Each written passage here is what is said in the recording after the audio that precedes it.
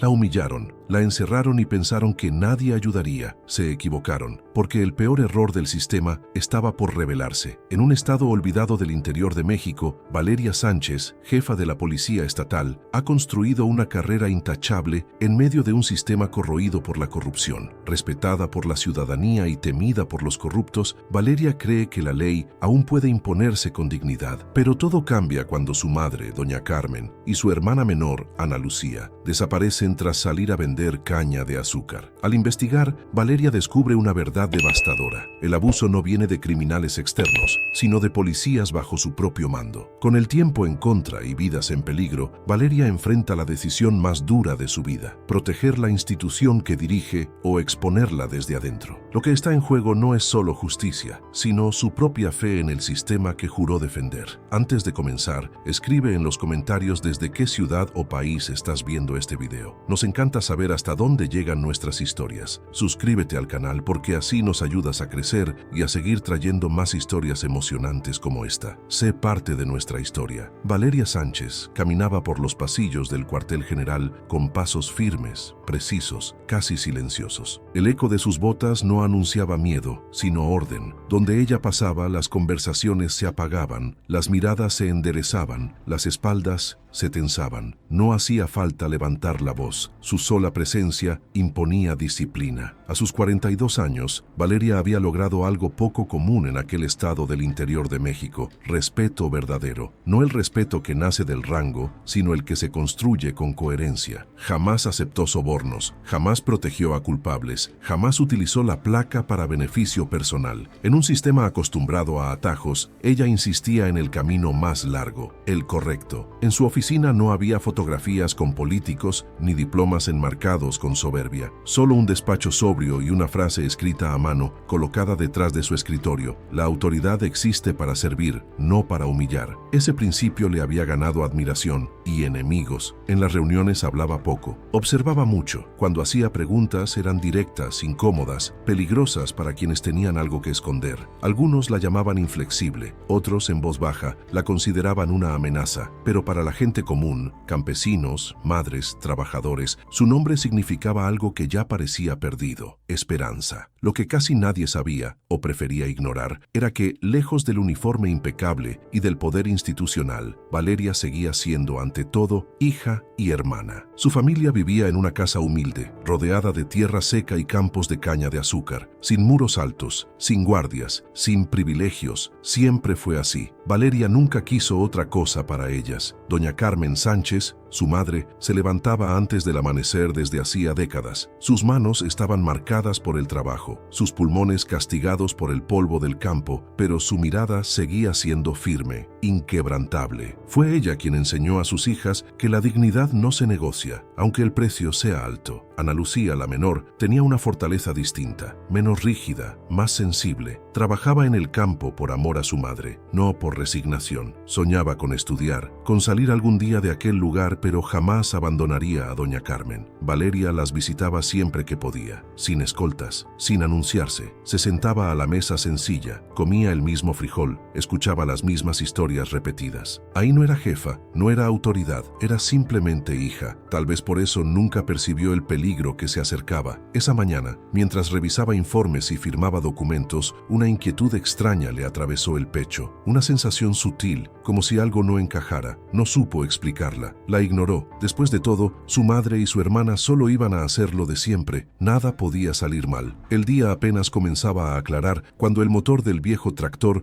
tosió por primera vez. El sonido ronco se mezcló con el canto lejano de los gallos y el murmullo del viento rozando la caña de azúcar. Para doña Carmen Sánchez, ese ruido no era molestia, era señal de que la vida seguía su curso. Ana Lucía se ajustó el paliacate en la cabeza y saltó al asiento con una sonrisa cansada. Sus manos aún olían a tierra húmeda. «Si vendemos bien hoy, mamá, alcanzará para el medicamento», dijo, intentando sonar ligera. Doña Carmen asintió despacio. Respiraba con cuidado, como quien ya conoce los límites de su propio cuerpo. «Con que no nos bajen el precio otra vez», murmuró. «Pero Dios proveerá. El tractor avanzó lentamente por el camino de terracería. A ambos lados, los campos se extendían como un mar verde pálido, cargado de hojas afiladas y tallos dulces. El aire estaba tibio, impregnado del olor a savia fresca y polvo. Era una mañana como tantas otras, demasiado normal. Ana Lucía miraba el horizonte mientras pensaba en Valeria. Siempre le sorprendía que su hermana mayor, con todo el poder que tenía, nunca hubiera sacado a la familia de ahí. ¿Nunca te ha dado coraje que Valeria sea tan dura consigo misma?, preguntó de pronto. Doña Carmen sonrió sin mirarla. No es dureza, es principios. Y los principios no se venden, mija, ni siquiera cuando se necesita el dinero.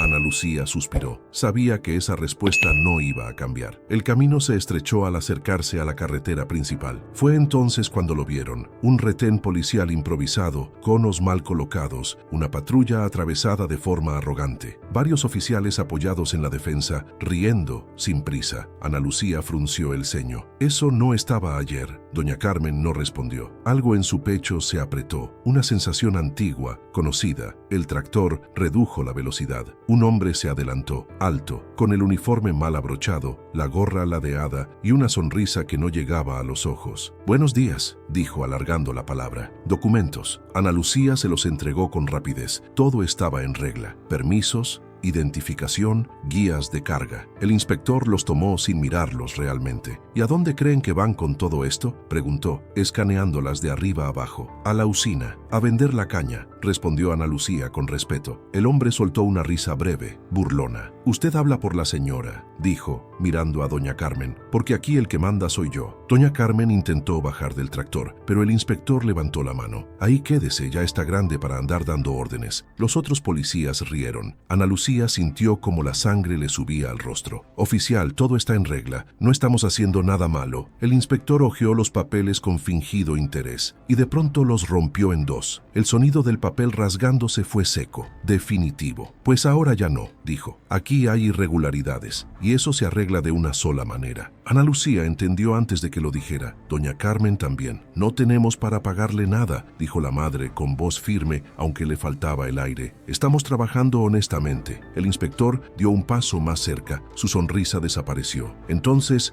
bájense del tractor. El campo, que minutos antes parecía tranquilo, quedó en silencio absoluto. Solo el motor encendido y la sensación de que algo acababa de romperse para siempre. Ana Lucía tomó la mano de su madre. No sabían que ese momento, tan breve, tan injusto, era el inicio del peor día de sus vidas. El sol ya estaba más alto cuando las obligaron a bajar del tractor. La tierra ardía bajo los pies de Ana Lucía, pero el calor más fuerte venía de las miradas. Curiosas, indiferentes, algunas incluso divertidas. El retén se había convertido en un pequeño escenario de humillación pública. A ver, dijo el inspector cruzándose de brazos. ¿Quién les dio permiso para circular por aquí? Traemos todo en regla, respondió Ana Lucía intentando mantener la voz estable. Usted mismo rompió los documentos. El hombre ladeó la cabeza, como si la respuesta le causara gracia. ¿Y tú me vas a decir cómo hacer mi trabajo? Uno de los policías dio un paso al frente y empujó a Ana Lucía por el hombro. No fue fuerte, pero fue suficiente para marcar territorio. Respeta a la autoridad, dijo. Doña Carmen tosió. Un sonido áspero, profundo. Se llevó la mano al pecho. Por favor,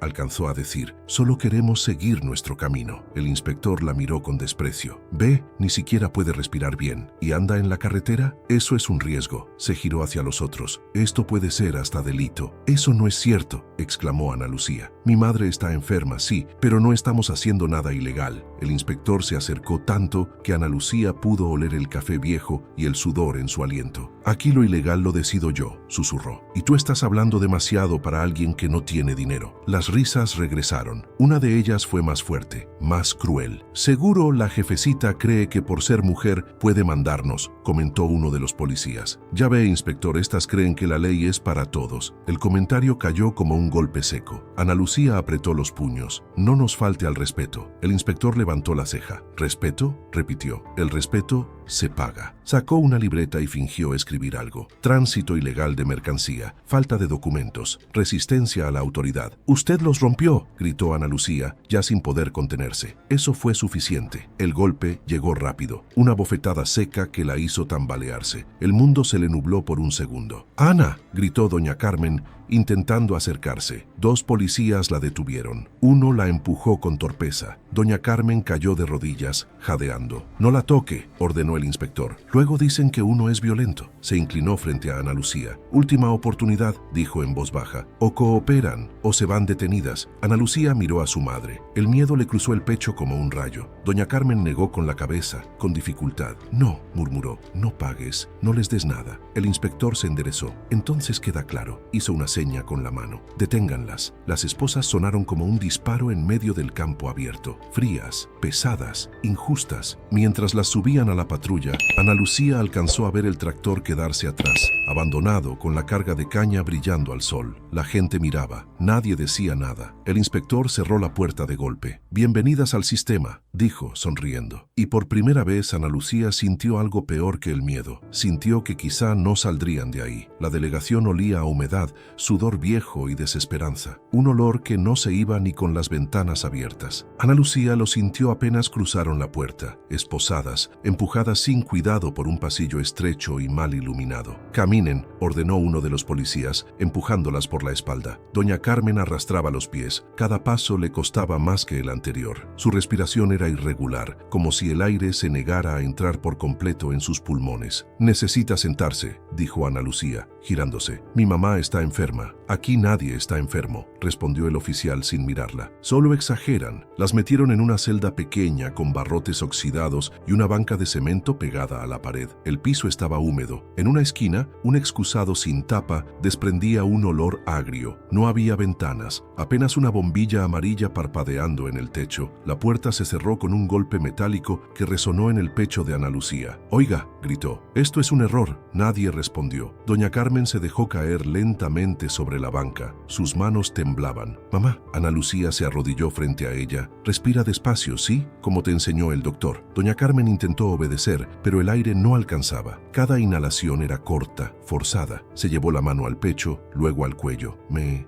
duele», susurró. Ana Lucía se levantó de un salto y golpeó los barrotes. «Auxilio, necesita un médico». Pasaron segundos, luego minutos. Finalmente, el inspector Ramón Ortega apareció al otro lado de la reja. Caminaba despacio como quien disfruta la escena. «¿Qué tanto escándalo?», preguntó con voz aburrida. «Mi madre no puede respirar», dijo Ana Lucía. «Usted es responsable de esto. Llévela a un hospital». Ramón la observó con frialdad. «Aquí la responsable eres tú», respondió. «Si hubieras cooperado, nada de esto estaría pasando». Se agachó un poco para quedar a la altura de doña Carmen. «¿Sabe qué es lo peor, señora?», continuó. «Que si algo le pasa aquí adentro, nadie va a preguntar demasiado». Ana Lucía sintió un frío recorrerle la espalda. «¿Qué está diciendo?». El inspector se encogió de hombros. «Accidente, ataque, vieja enferma», sonrió. «El sistema sabe cubrirse». Doña Carmen soltó una tos profunda. Sus labios comenzaban a tornarse pálidos. «Por favor», gritó Ana Lucía con la voz quebrada. «Es una persona, tiene derechos». Ramón se incorporó. «Aquí adentro, los derechos se quedan afuera», dijo. «Piénsalo bien, aún podemos arreglar esto». Se dio la vuelta y se alejó. El silencio que quedó fue insoportable. Ana Lucía volvió junto a su madre. La sostuvo como pudo, tratando de darle calor, de transmitirle calma que ella misma no sentía. «Resiste, mamá, por favor», susurraba. «Valeria nos va a encontrar, te lo prometo». Doña Carmen intentó sonreír, pero no pudo. «Tu hermana», murmuró. «Ella no permitiría». Sus ojos se cerraron por un instante más largo de lo normal. «Mamá», Ana Lucía sacudió su cuerpo con cuidado. «Mamá, mírame». La bombilla parpadeó una vez más. Afuera, las risas de los policías se escuchaban lejanas, como si provinieran de otro mundo. Dentro de esa celda, el tiempo dejó de avanzar, y Ana Lucía comprendió, con un terror absoluto, que la vida de su madre dependía de un sistema que ya había decidido ignorarlas. Valeria Sánchez revisó el reloj por tercera vez en menos de 10 minutos. No era costumbre suya. En su mundo, el tiempo siempre obedecía a la disciplina. Pero esa tarde, algo se deslizaba fuera de control. Había intentado llamar a su madre desde temprano, primero una vez, luego otra, después a Ana Lucía. Ninguna respuesta. Tal vez no hay señal, pensó al inicio. En el campo era común. Aún así, una incomodidad persistente se instaló en su pecho, como una piedra pequeña pero molesta. A la hora del almuerzo, volvió a marcar. Nada. Valeria dejó el teléfono sobre el escritorio y apoyó los codos, frotándose el rostro con las manos. No era miedo todavía, era intuición, y ella había aprendido a lo largo de los años a no ignorarla. «¿Todo bien, jefa?», jefa?, preguntó un subcomandante desde la puerta. Sí, respondió Valeria sin mirarlo. ¿Ha habido reportes de retenes no autorizados esta mañana? El hombre dudó un segundo. No que yo sepa, sí. ¿Por qué? Valeria negó con la cabeza. Nada, solo verificando. Pero no era nada. Se levantó y caminó hasta el ventanal. Desde ahí, la ciudad parecía tranquila, casi indiferente. Gente caminando, tráfico lento, vida normal, demasiado normal. Marcó de nuevo. Buzón de voz. Valeria cerró los ojos. Su madre nunca dejaba el teléfono apagado cuando salía a vender. Nunca. Y Ana Lucía siempre contestaba, aunque fuera para decir,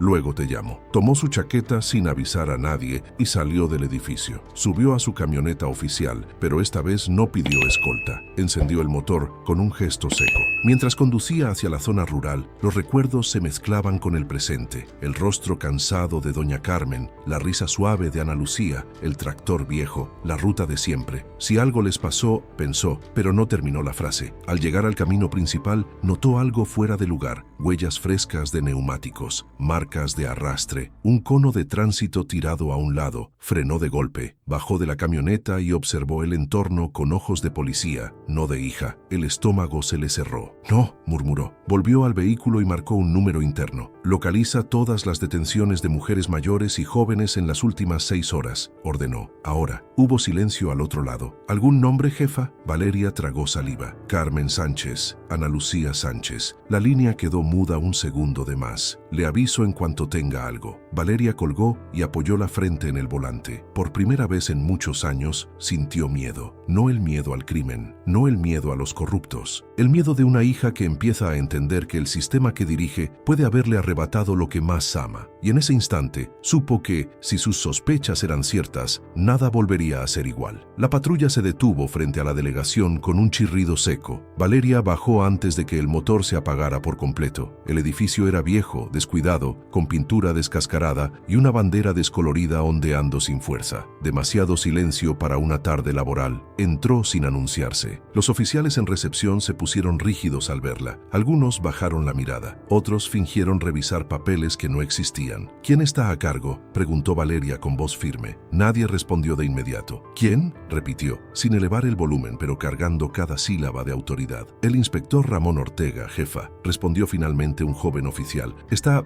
en el área de celdas. Valeria no dijo nada. Caminó directo al pasillo, sus pasos resonando con una cadencia distinta a la habitual. No era solo la jefa entrando, era algo más denso, más peligroso. El olor la golpeó primero. Humedad, orines, abandono. Avanzó sin detenerse hasta escuchar un sonido que le heló la sangre. Tos, una tos profunda, rota, desesperada. Valeria aceleró el paso. Al llegar a las celdas, vio a Ramón Ortega apoyado contra la pared, riendo con otro policía. Cuando la vio, su expresión cambió por una fracción de segundo, pero fue suficiente. Jefa, dijo enderezándose. ¡Qué sorpresa! Valeria no respondió. Caminó hasta la reja y entonces las vio. Doña Carmen estaba recostada sobre la banca de cemento, el rostro pálido, los labios resecos. Ana Lucía la sostenía como podía, con los ojos enrojecidos, el cuerpo tenso por horas de miedo. «¿Valeria?», susurró Ana Lucía incrédula. «Valeria». La jefa de policía sintió que el mundo se contraía en su pecho. Pero no lloró, no gritó, no tembló. Se volvió lentamente hacia Ramón. «Explíqueme», dijo. «Ahora». Ramón intentó sonreír. Hubo un procedimiento. Resistieron. Cosas que pasan. Valeria lo miró como se mira a un desconocido peligroso. ¿Quién autorizó esta detención? Yo. ¿Bajo qué cargo? Ramón dudó. Irregularidades en la documentación. Valeria sacó su radio. Corregiduría interna, dijo. Fiscalía, servicios médicos, prensa. Los oficiales se miraron entre sí. Jefa, intentó intervenir Ramón. Podemos hablar esto en privado. Valeria dio un paso hacia él. No vuelva a dirigirse a mí como si fuéramos iguales. Se quitó lentamente la insignia de la chaqueta y la sostuvo frente a su rostro. Esto, dijo, no es un permiso para humillar, no es un escudo para robar y no es una licencia para matar. Hizo una seña. Ábranla. La reja se abrió. Valeria entró, se arrodilló junto a su madre y la tomó con cuidado. Ya pasó, mamá, susurró. Ya estoy aquí. luego se puso de pie. Su voz volvió a ser de acero. Inspector Ramón Ortega, queda usted detenido por abuso de autoridad, detención ilegal, agresión y tentativa de homicidio. Los policías que habían participado palidecieron. Quítense las insignias, ordenó. Ahora, uno a uno,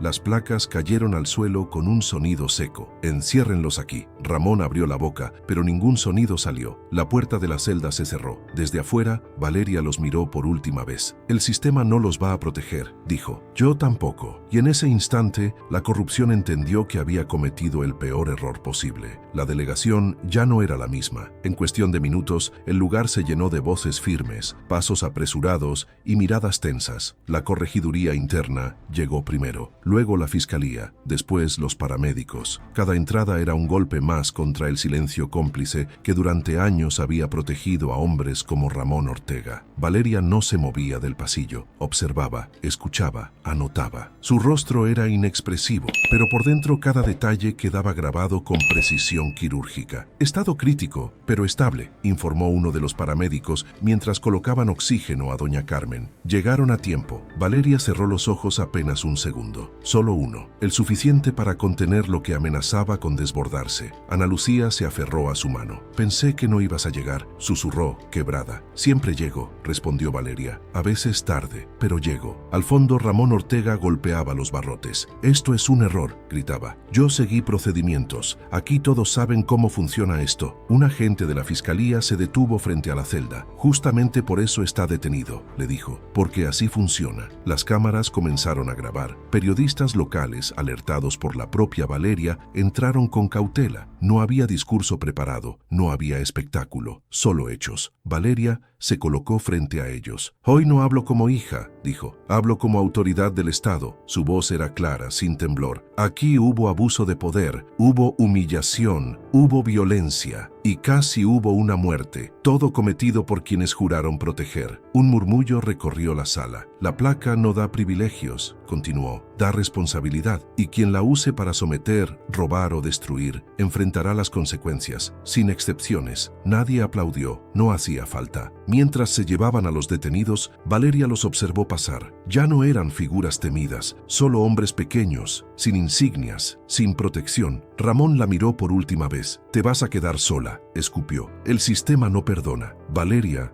no se acercó. Prefiero estar sola que rodeada de corruptos, respondió. Y el sistema hoy empezó a limpiarse. Cuando la delegación quedó en silencio otra vez, Valeria acompañó a su madre hasta la ambulancia. Le acomodó la cobija, le sostuvo la mano. Descansa, le dijo. Yo me encargo del resto. Doña Carmen la miró con esfuerzo. Hiciste lo correcto, susurró. Valeria asintió, pero sabía que aún faltaba algo más profundo, algo que no cabía en un informe ni en una orden de arresto. La verdad apenas comenzaba a salir a la luz. El amanecer encontró a Valeria sentada en una silla dura del hospital público, con el uniforme aún puesto y los ojos enrojecidos por una noche sin descanso. A través del vidrio veía a su madre dormir con el oxígeno marcando un ritmo frágil pero constante. Cada respiración era una victoria silenciosa. Ana Lucía salió del cuarto con una taza de café en las manos. Se la ofreció. No dormiste nada, dijo. Valeria negó con la cabeza. No podía. Durante la noche las noticias se habían esparcido como fuego en rastrojo seco. El video de las detenciones, las imágenes de las insignias en el suelo, los reportes médicos. La historia ya no era solo suya, era de todos. Llamadas llegaron desde la capital. Órdenes, advertencias veladas, apoyos sinceros y amenazas disfrazadas de preocupación. Valeria escuchó todo con calma. Respondió poco, anotó mucho. Cuando por fin entró a ver a doña Carmen despierta, el cuarto se llenó de una quietud distinta. No había miedo, había cansancio